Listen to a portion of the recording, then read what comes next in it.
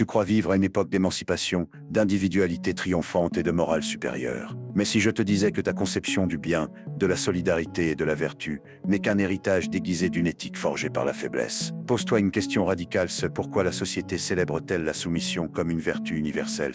Pourquoi la timidité est-elle louée comme humilité? Pourquoi la passivité devient-elle modestie? Ce n'est pas un accident de l'histoire, c'est le résultat d'une guerre psychologique dont tu es l'héritier. Plonge dans l'Europe de la fin du 19e siècle. L'aristocratie décline, les dogmes religieux s'effritent, l'industrialisation tisse une gigantesque toile d'interdépendance. L'individu flottant au cœur d'un monde désacralisé cherche de nouveaux repères. C'est là que Nietzsche, observant la décomposition des valeurs traditionnelles, décèle l'ascension d'une morale qui transforme la faiblesse en valeur suprême. La vertu moderne est comme une armure en moussette, elle protège, mais seulement de soi-même. Nietzsche oppose deux systèmes de valeurs sept, la morale des maîtres, celle des forts, qui affirme l'action, la grandeur, la liberté créatrice, et la morale des esclaves, où celui qui ne peut pas agir érige sa propre impuissance en dogme universel. Son analyse perce au cœur de ce qu'on appelle aujourd'hui bienveillance 7. Pendant que la race des nobles était dans l'action, la race des opprimés affirmait sa valeur négative dans la passivité. Tu t'imagines peut-être que la morale des esclaves consiste à tendre la joue, ou à faire preuve d'humanité désintéressée.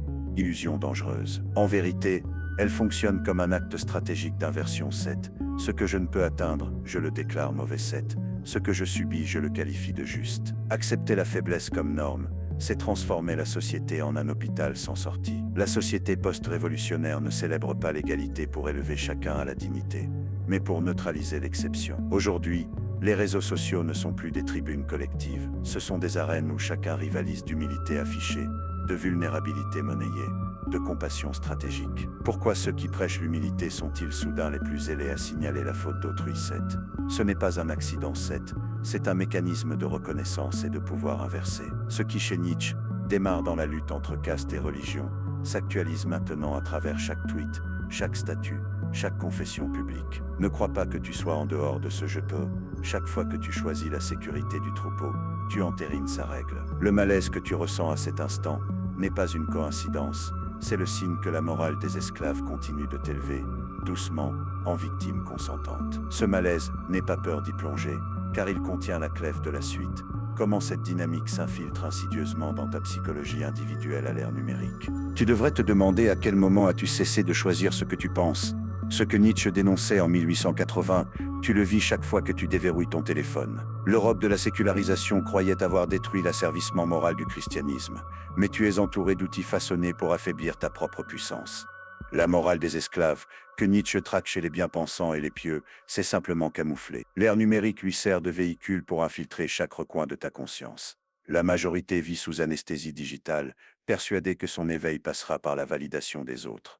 On te répète que montrer ta fragilité t'élève. Regarde autour de toi la confession publique de l'échec, l'étalage de la détresse deviennent des monnaies sociales. Les réseaux sociaux, ces nouveaux presbytères récompensent la confession de la blessure par des likes, des cœurs, des badges, de quoi faire rougir un inquisiteur du Moyen-Âge. Mais interroge-toi si notre culture exalte la vulnérabilité, pourquoi le sentiment d'impuissance se généralise-t-il? Si tu es si libre, pourquoi es-tu obsédé par la validation extérieure? Nietzsche, dans la généalogie de la morale, l'avait prédit: tu préfères te juger malade et faible plutôt que responsable et créateur. Voilà la trame secrète de ton quotidien. Ce n'est pas un choix, c'est une absorption passive. Cette habitude, tu l'as ingérée sans le voir, la compassion obligatoire, la positive attitude, le devoir de s'auto-diagnostiquer victime. L'intériorisation au sens nietzschéen ne consiste pas à adopter volontairement des valeurs, mais à les absorber de façon automatique, jusqu'à ce qu'elles deviennent des réflexes inhibiteurs de toute puissance véritable. L'école formate, la famille rassure, l'algorithme t'endort. On va t'accuser de rejeter la bienveillance. Refuse cette équation perverse. Ce n'est pas la compassion qui est en cause, mais sa récupération. La reconnaissance offerte par les algorithmes est un sédatif pour volonté en état végétatif. Les notifications de soutien, les badges de vulnérabilité et la course à l'indignation sont les nouveaux instruments de récompense sociale.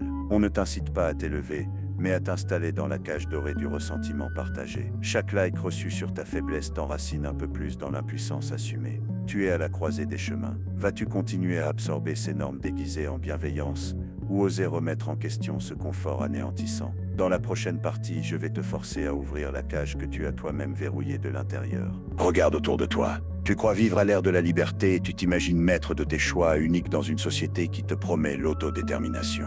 Mais si tu remontes le temps en Europe, à ce moment, tout change. L'industrialisation déshumanise les foules, la religion catholique perd son royaume, la culture de masse fait irruption. Les vieilles valeurs s'effondrent, et Nietzsche, dans ce chaos, révèle une vérité brutale, c'est derrière le vernis du progrès se cache la même vieille misère morale, repeinte aux couleurs de la modernité. Voici ce que Nietzsche t'aurait dit, c'est tu n'es pas libre, tu es programmé pour la faiblesse. Tu veux que ton existence ait du sens. Tu vas le chercher dans la validation du collectif. Tu veux te sentir forte. Tu ne fais que reproduire une morale qui récompense ta soumission et ta docilité. Ce n'est pas une exagération, c'est la morale des esclaves que Nietzsche dénonce, domine encore. Il ne s'agit plus d'obéir à un dieu jaloux ni aux curettes. Aujourd'hui, tu plies devant le regard des managers, la pression de tes pairs, les codes insidieux des réseaux sociaux. Tu penses être original, rebelle parce que tu postes, like ou t'indignes. Tu es la copie conforme d'une époque qui a perfectionné l'art de l'autocensure douce. Si tu ressens ce malaise diffus devant l'idée de déplaire, ce n'est pas le fruit du hasard. C'est le symptôme d'un siècle qui a troqué l'autorité pour l'automédiocrité, la force pour la conformité. Et toi, au milieu, tu continues d'exister par délégation, à demi éveillé, convaincu de ta singularité, alors que tu récites en boucle les mantras d'une époque qui veut t'apprivoiser. Tout ce système t'a conditionné, lentement, comme une main invisible qui ajuste la température de ta révolte pour que tu n'en subisses jamais le feu. Qui a intérêt à ce que tu restes faible? Cherche la réponse non pas dans la politique, mais dans les replis de ta propre psychologie. À la fin, tu n'es même plus victime. Tu es complice de ta neutralisation, consentant à la sclérose de ta propre volonté. Est-ce que tu es prêt à supporter ce regard sur toi-même, Parce que la vraie question n'est plus qui m'impose la faiblesse, mais comment ai-je accepté de l'intégrer?